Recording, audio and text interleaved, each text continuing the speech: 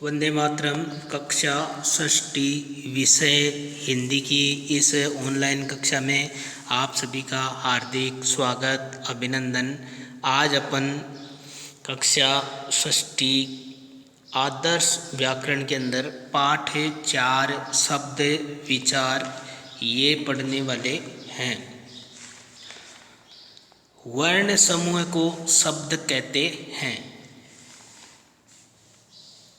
जैसे पहला उदाहरण है, इसमें ब प्लस ए प्लस ग प्लस ए प्लस व प्लस आ प्लस न प्लस ए।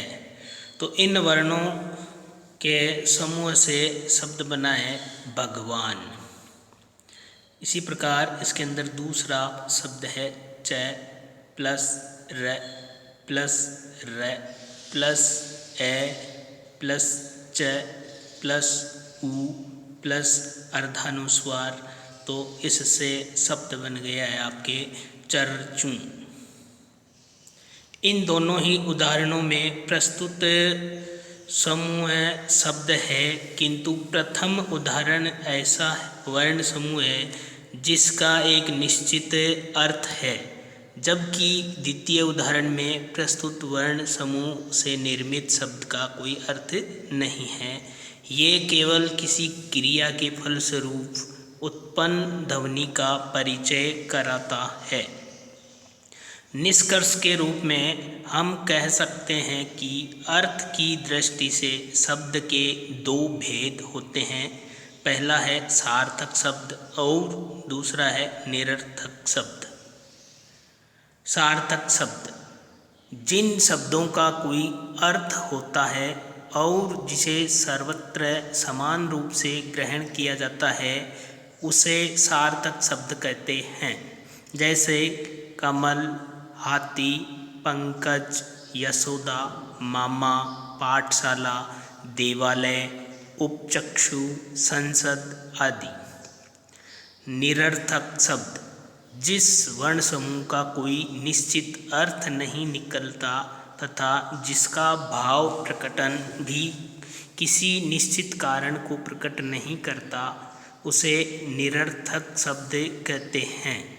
जैसे टमरकटू, किरकिट, खटरपटर, सररपट, वाल, वाक आदि ऐसे शब्द या तो किसी क्रिया के परिणाम स्वरूप उत्पन्न होते हैं या फिर किसी सार्थक शब्द की नकल के कारण उत्पन्न होते हैं। जैसे दाल वाल, साकवाक, गेंद वेंद आदि।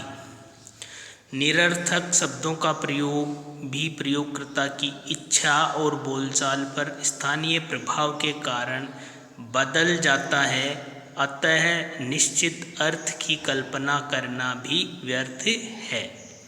इसलिए शब्द विचार के अंतर्गत केवल सार्थक शब्दों का ही अध्ययन किया जाता है। सार्थक शब्दों को व्युत्पत्ति की दृष्टि से 3 भागों में विभाजित किया जाता है। सार्थक शब्द के भेद हैं रूढ़ शब्द, यौगिक शब्द, योग रूढ़ शब्द। तो आइए अपन इनका अध्ययन करते हैं कि सार्थक शब्द के तीनों भेद कौन कौन से हैं और इनकी क्या विशेषताएं हैं। रूढ़ शब्द जिन शब्दों के खंड नहीं किए जा सकते और यदि खंड कर भी दिए जाएं तो खंड सार्थक नहीं रहते, ऐसे शब्दों को रूढ़ शब्द कहते हैं। जैसे घोड़ा, हाथी, मोर, दांत आदि। यदि इन शब्दों को क्रमशः घो प्लस ड़ा, हा प्लस थी, मो प्लस रे, दां प्लस तय में विभाजित कर दिया जाए तो इनका कोई अर्थ नहीं रह जाता है, अतः ये रूढ़ शब्द हैं। यौगिक शब्द जो शब्द 2 या अधिक खंडों में विभाजित होकर भी अर्थ प्रकट करते हैं, वे यौगिक शब्द कहलाते हैं। जैसे विद्या प्लस आलय विद्यालय, पाठ प्लस शाला पाठशाला, सभा प्लस पति सभापति, क्रीड़ा प्लस आंगन क्रीडांगन, पीत प्लस अंबर पीतांबर। ये शब्द जिन खंडों के योग से बने हैं उनका अपना स्वतंत्र अर्थ है, अर्थात प्रत्येक खंड स्वयं सार्थक शब्द है। अतः हम कह सकते हैं कि सार्थक शब्दों के योग से बने शब्द यौगिक शब्द होते हैं। तीसरा है योग रूढ़ शब्द। रूढ़ शब्दों के योग से बने ऐसे शब्द जिनको सार्थक खंडों में विभाजित तो किया जा सकता है, किंतु सामान्यतः उनके स्वतंत्र अर्थ ग्रहण में भावबोध का सहारा विशेष रूप से लेना पड़ता है, उन्हें योग रूढ़ शब्द कहते हैं। जैसे कमल, संसद, यशोदा, पंकज, जलद आदि। इन शब्दों के यद्यपि सार्थक खंड करना असंभव नहीं है, यथा क्रम प्लस अल, सम प्लस सद, यस्ह प्लस दा, पंक प्लस जह, जल प्लस दह, तथापि इनका प्रयोग रूढ़ शब्दों की तरह ही किया जाता है, अतः इनको योग रूढ़ शब्द कहते हैं। हिंदी भाषा में हम जिन शब्दों का प्रयोग करते हैं उनका मुख्य स्रोत संस्कृत है। हिंदी का व्याकरण भी संस्कृत से ही लिया गया है, इसीलिए संस्कृत को हिंदी की भी जननी कहते हैं। संस्कृत के जिन शब्दों का प्रयोग हिंदी में अपने मूल स्वरूप में होता है उन्हें तत्सम शब्द कहते हैं। तत् यानी वह, उसके, तथा सम यानी समान, अर्थात तत्सम उसके समान।